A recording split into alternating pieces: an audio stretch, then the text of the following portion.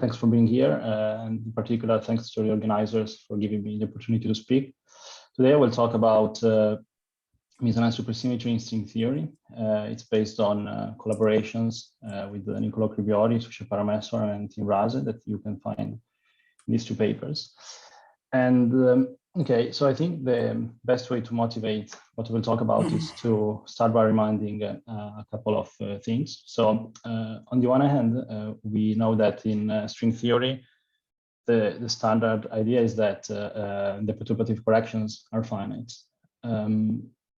On the other hand, in quantum field theory, we typically have one issue, that is the fact that quantum corrections to the classical values drive all the scales up to, generally speaking, to some cutoff, maybe a little bit less, but it's something that we would like to avoid. Supersymmetry offers partial solutions in as much as the fermionic and bosonic corrections, given the perfect matching between the degrees of freedom and the masses, cancel out among each other. However, obviously, supersymmetry somehow, even if it is present, has to be broken. So this cannot be the final solution. So in the talk, essentially, we'll review and discuss with some new details the interpretation of the finiteness of string theory in view of boson fermionic cancellations that entail the whole spectrum of string states. And this is the crucial part, even in the absence of supersymmetry and without considering cutoffs. The playground would be that of non-supersymmetric strings. So one can define net physical degeneracies at each mass level as the number of bosons of bosonic degrees of freedom minus the number of fermionic degrees of freedom at each level. We will denote it as -1 to the Sn times Gn. So Gn denotes the absolute value, and -1 to Sn denotes essentially the fermionic parity of the state. So it is +1 if it is if there is a bosonic abundance, and -1 if there is fermionic abundance. So we consider theories in which at each, or at least at some energy level, there is a non-zero net physical degeneracy, and yet the loop corrections are finite. This is a typical picture of Misaligned supersymmetry, which was introduced and studied in great detail by Deans in a few papers. Here I report the two most complete ones. And perhaps one of the easiest examples to think of is the heterotic SO16 cross SO16 theory, whose spectrum is depicted here up to the 20th energy mass level. So we see that there is a bosonic surplus at all levels labeled with a semi-integer n, and a fermionic surplus at all levels with corresponding to a integer n. The growth is very, very quick. In fact, you can see this is a logarithmic scale. And so we have a non-zero net degeneracy at each level, and yet one can compute the 10-dimensional cosmological constant and see that it's finite. And the key intuition by Deans is that the idea is that one can motivate the finiteness of the cosmological constant by noticing that the degeneracies are interpolated by opposite functions for bosons and fermions, and therefore somehow their sum or their average is zero, kind of mimicking the logic behind the supersymmetry. So this was done at leading order in the HRR sums. I will describe a little bit in detail what I mean by this later, and it involves closed strings. And what we did was essentially try to expand on both of these ideas. So before going into some details, I will review in some more detail what happens for closed strings. So typically one can define a parameter q, which is the exponential essentially of a complex variable, tau, where tau is essentially describing the Teichmüller parameter of a torus. And the partition function is usually arranged in a sum, in a double sum over some coefficients m and n, which involves powers of q and q bar, respectively proportional to the right and left moving contribution to the mass of a state, and multiplied together with a matrix element A, M, N. The diagonal elements represent level match states, and they count the net physical degeneracies, whereas unphysical states correspond to the off-diagonal elements, and they are essentially ensuring modular invariance, which of course is a key property of the closed string partition functions. One can then take advantage of the modular invariance to define now a regularized one-loop cosmological constant, which is up to a factor. Here is defined as the integral of the partition function over tau2 squared over the fundamental domain. Now the key is that from pure quantum field theory considerations, this should be defined as the integral over this strip S that I depicted here in yellow. However, the region enclosed between the strip and the unit circle can be somehow factorized out because it corresponds to points that can be mapped into the fundamental domain with a modular transformation. And this allows one to get rid of the divergences that would be there at tau2 close to 0. On the other hand, if there are no tachyons, the integration region around tau2 going to infinity is also finite. And so the combination of modular invariance and the absence of tachyons allows one to explain the finiteness of the cosmological constant. And to do this, there is no need to mention supersymmetry, really. There is then a famous mathematical identity which allows one to see this in terms of boson-Fermi cancellations more clearly. This is the Kutuzov-Seiberg identity. It has an extended literature, even in mathematics, but in physics it has become more popular probably after Kutuzov and Seiberg. So essentially, one can unfold the integral that defines the cosmological constant and show that the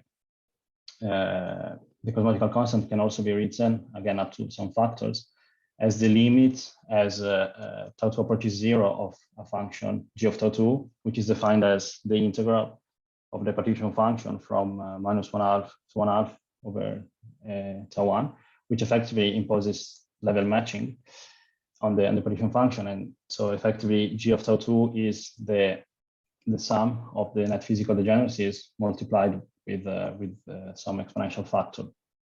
So we see that the finiteness of the cosmological constant can also be interpreted as due to boson-Fermi cancellations that entail the whole tower of bosonic and fermionic string states.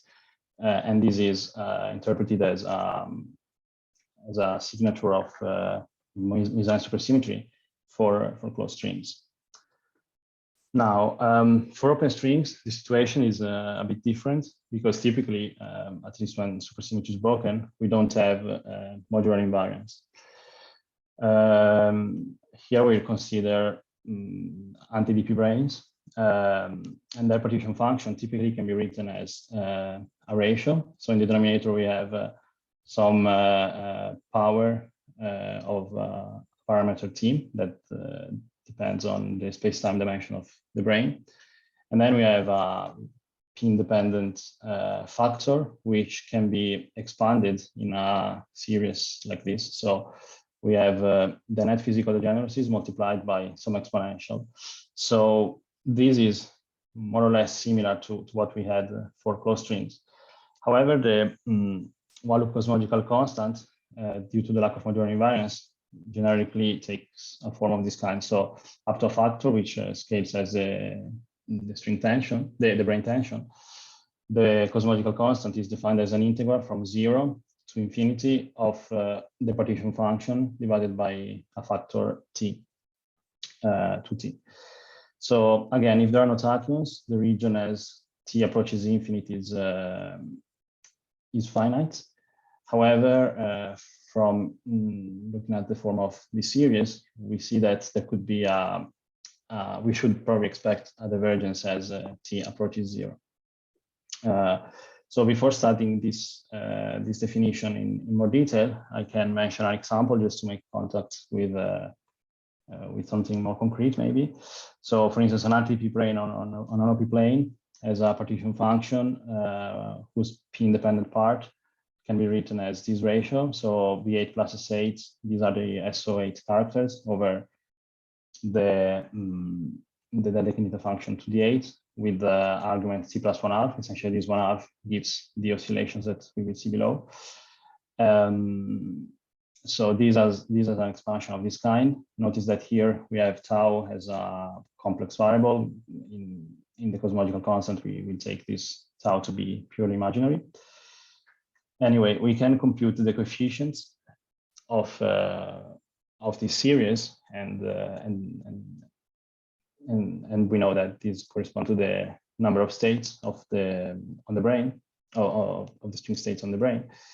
And again, we see something that is quite similar to what we saw before for the heterotic example. So a non-zero net degeneracy, and yet, at least for p smaller than 7, a finite integral.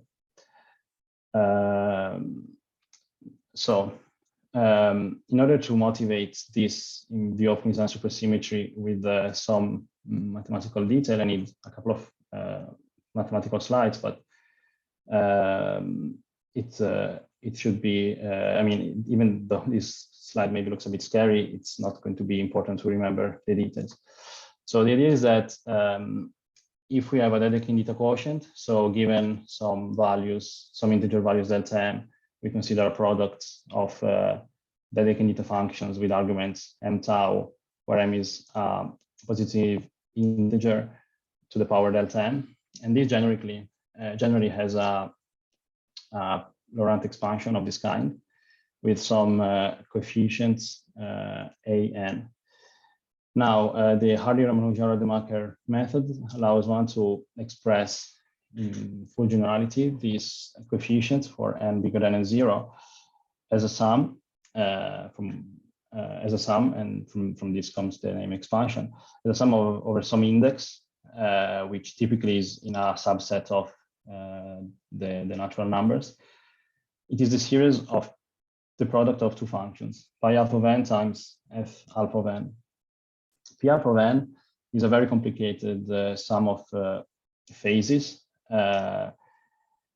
which we will, and we will talk about a little bit more about this later. Whereas f alpha of n is essentially a simple function. It has a dependence on n in this power term and in the argument of the modified Bessel function of the first kind. And so this expansion is what we will consider later.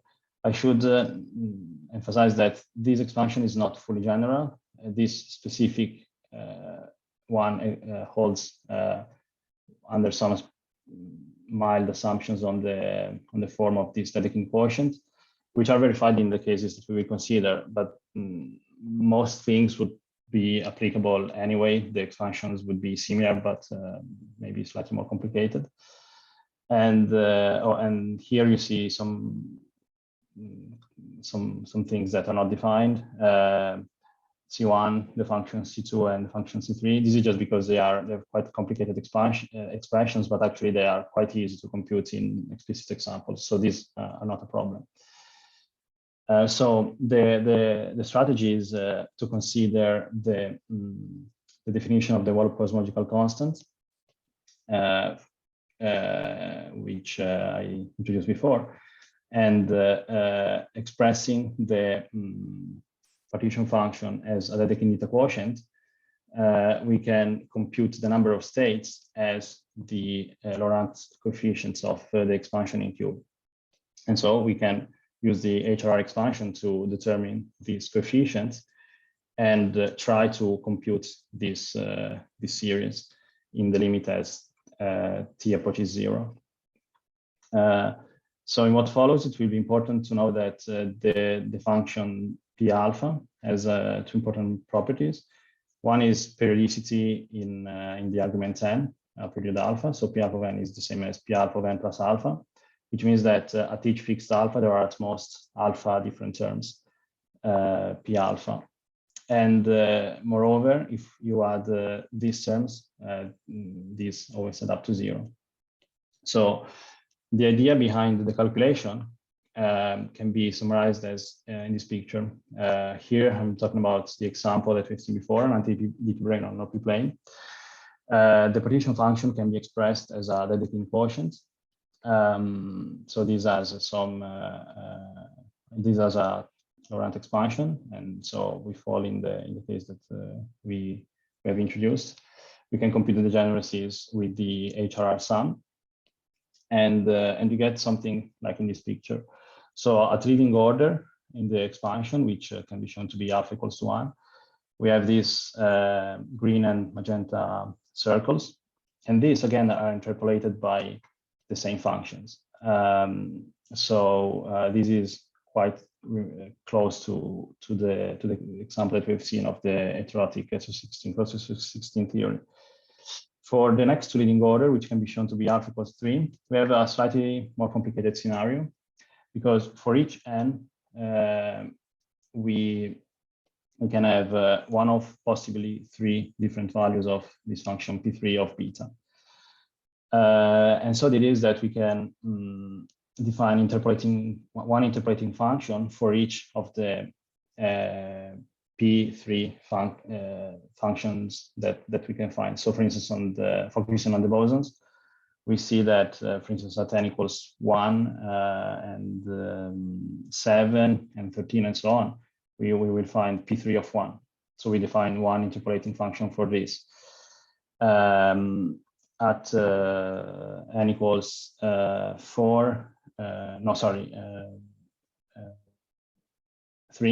3, 9, and so on, we find a different P3. So we define a different interpolating function, and similarly for all the other points that you see here. So this defines the interpolating functions, and then we see that even focusing on bosons and fermions separately, if we then average these subleading corrections to the state degeneracies, these average out to 0. This can be put in mathematical, can be described in mathematical rigor. I mean, we can show that cancellations happen in a physical quantity like the cosmological constant by simply expanding the series over natural numbers that defines the partition function. By the way, here I'm separating the point corresponding to n equals to 0 because the HRR expansion only works for n bigger than 0.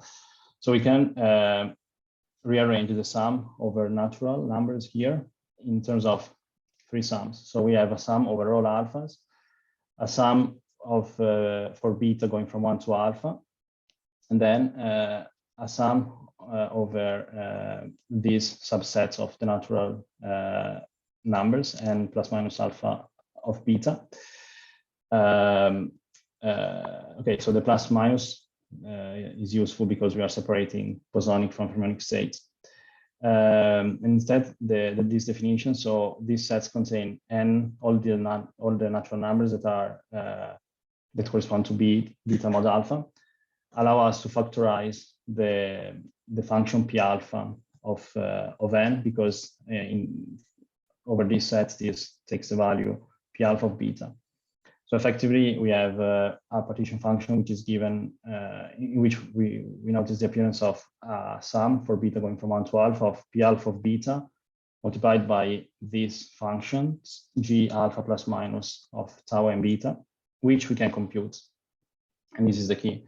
We have got rid of the dependence on p alpha of n or p alpha of beta, so we can compute this series and evaluate the behavior at small t.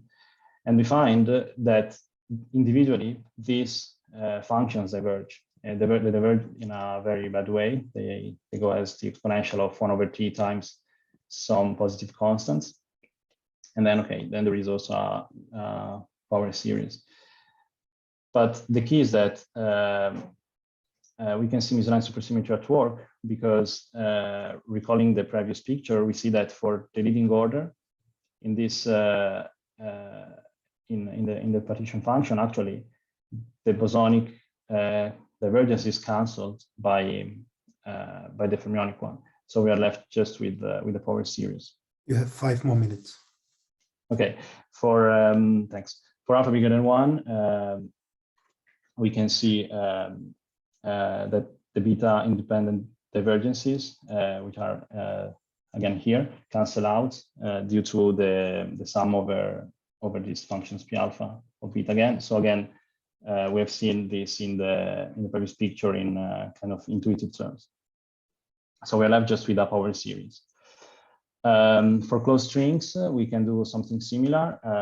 We have seen before this expression. Lambda tilde is the limit of g of tau 2 as tau 2 approaches 0. So if the partition function is a product of right and left moving terms, and these are Dedekind quotients with their Laurent coefficients, then the net physical degeneracies are just the product of things that we can compute in terms of HRR expansions. And essentially, I didn't show it here because it was quite messy, but we can show again the same cancellations that we've seen before in quite some in full detail again in giving us a mathematical proof of the intuition that we have seen in the example, for instance, of the heterotic cancer-16 theory.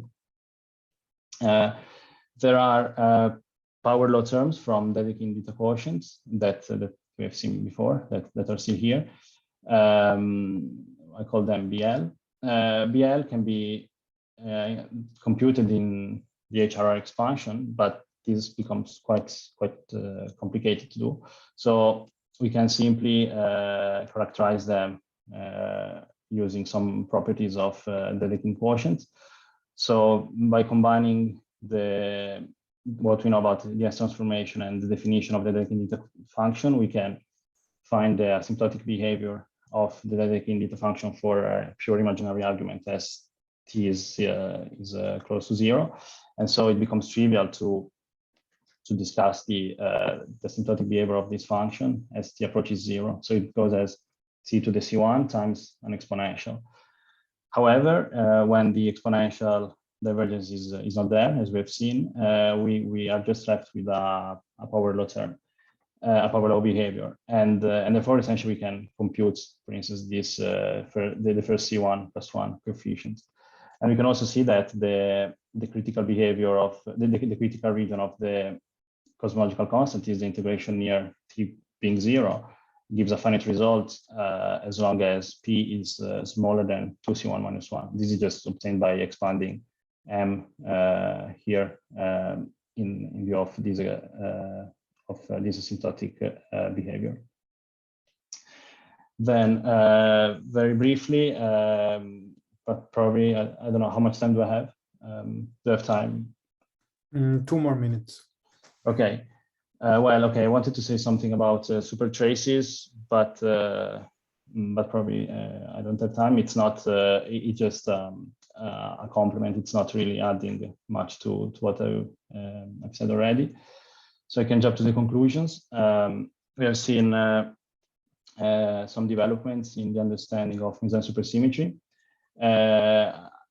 I tried to argue how Misaligned supersymmetry gives a heuristic motivation of the finiteness of string theory from a field theory point of view. in terms of boson fermionic cancellations, even when supersymmetry is not there. We have seen explicit cancellations in the open string one loop cosmological constant. We have discussed briefly how to characterize the leftover power law, the leftover power series. And one can also extend this reasoning on exponential cancellations to open strings at all order in the HRR expansion. New directions that we could explore, we haven't done this yet, are analysis of Misaligned supersymmetry in more realistic phenomenological constructions. As you may have noticed, we only talked about very idealized toy models. We could discuss with these tools theories with non-abelian gauge groups or compactifications, for instance. And it would also be interesting to analyze different observables in terms of Misaligned SUSY, not just the cosmological constant, such as, for instance, the masses of the fields. Okay, thank you. Thanks a lot, Flavio. Are there any questions? Yes, Gary. Hi, so this is probably something very basic that I miss. Maybe you have already explained it. So for theories with closed strings, modular invariance, which leads to misaligned supersymmetry, ensures anomaly cancellations. So for open strings, what replaces modular invariance would be tadpole cancellation. So in what way does tadpole cancellation appear in your analysis? Tadpole cancellations. Right. So your anti-D brane and O plane, they have canceling vacuum energy. So that's why your cosmological constant is 0. Yeah. There's no NS tadpole, but there is Ramon tadpole. Yeah.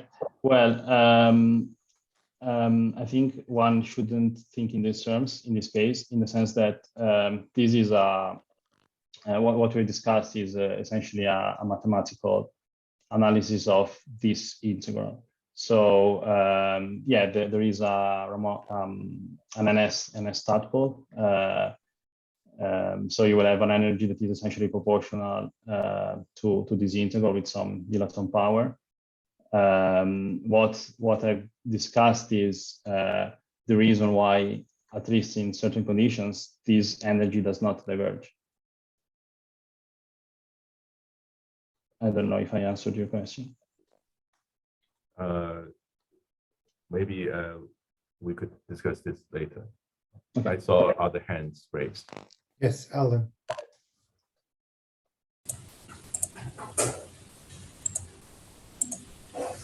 Hi, Flavio. Hi. You hear me? Yeah. I'm on my laptop, so it's not used on Linux, and you're not used to. Oops. Right. So two questions. One is there is a work of I think Antoni with Tsoulaïa and Florakis on threshold corrections in non-supersymmetric vacua, and they. So do you know if they find some kind of misaligned supersymmetry there? And the second question is. So the tachyonic vacua in 10 dimensions that we analyzed also exhibit misaligned supersymmetry, and you can construct vacua that are tachyon free. Is there any argument why they should be treated differently from the SO16 cos SO16 that you are analyzing, for example? Okay, so for the first question, I don't know the references, so I don't know. For the second question, so well, in this is a problem that I think was studied by Venus, at least in the sense that it was the presence of non-physical tachyons in his analysis was fundamental to conclude that essentially there is always a cancellation of this kind. For physical tachyons, I think if you have a physical tachyon, then this I'm not sure that this identity, for instance, can be used. So the analysis that we did on this function here probably No, there are no physical tachyons. I mean, the SO16 cos16 is connected to points in the modular space that are tachyonic. So you can find points in the modular space where it's tachyon free, but in principle, there are tachyons. There are points in the modular space where it's tachyonic. The same holds for the tachyonic vacua, for where you compactify to 4 dimension, you project out the tachyon, so that there are no physical tachyons. Yes. So is there like some parameter, and then depending on that, the partition function can become tachyonic or what? I mean, that's true for any non-supersymmetric vacua, including the SO16 or 16. You can connect it to tachyonic points in the modular space. Yeah. Okay. Maybe. Yeah. I mean, here we have studied, if you want a toy model. So this is what I can tell you. So we have a function, a partition function, which doesn't have tachyons. It is. I didn't write it here, I think, but the partition function is. Can be written as a combination of Dedekind quotients, and these don't give any. I mean, maybe I don't know how to connect that to a tachyonic vacuum, but it would go beyond. It could go beyond this analysis at least. So it should be treated with some other ideas probably. Okay. Thanks. So Irene? Yeah. Yeah, maybe I missed part of the talk, so maybe you already answered, but I have 2 quick basic questions.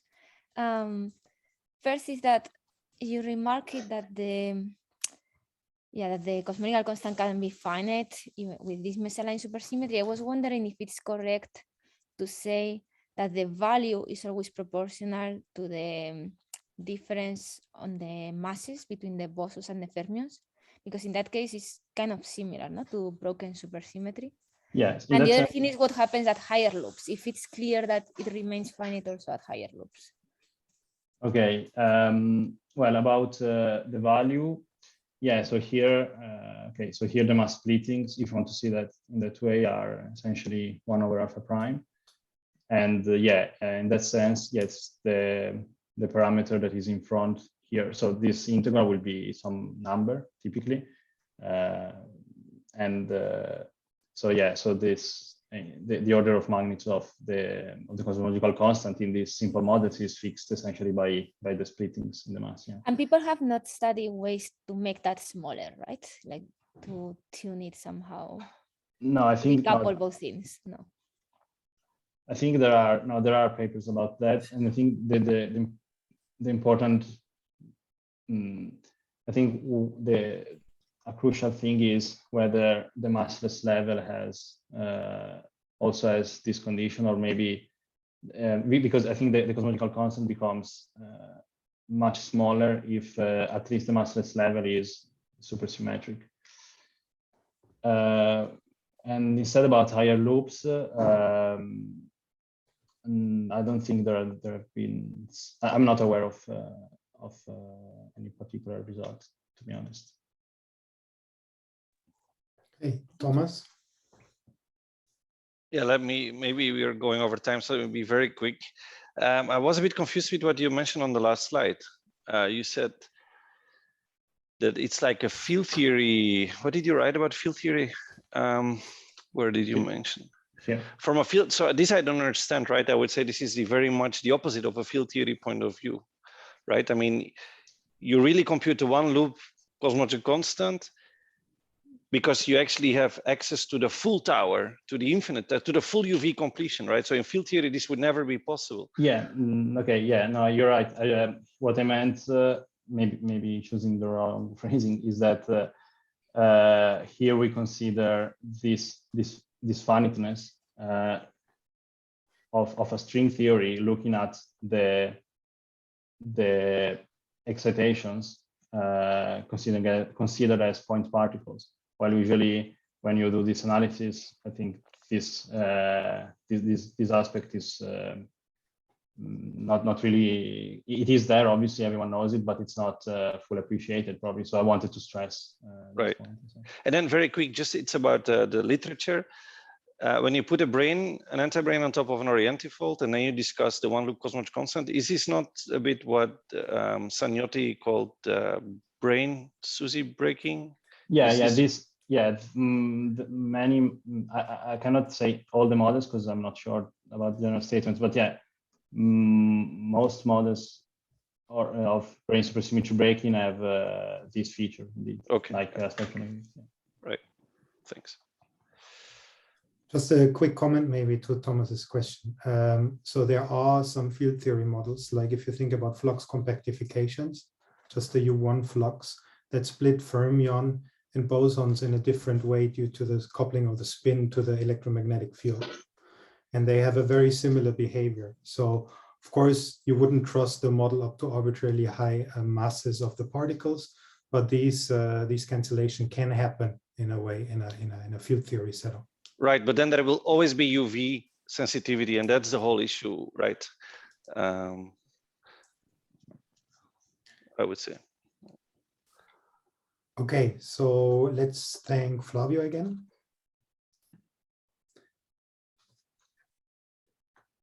So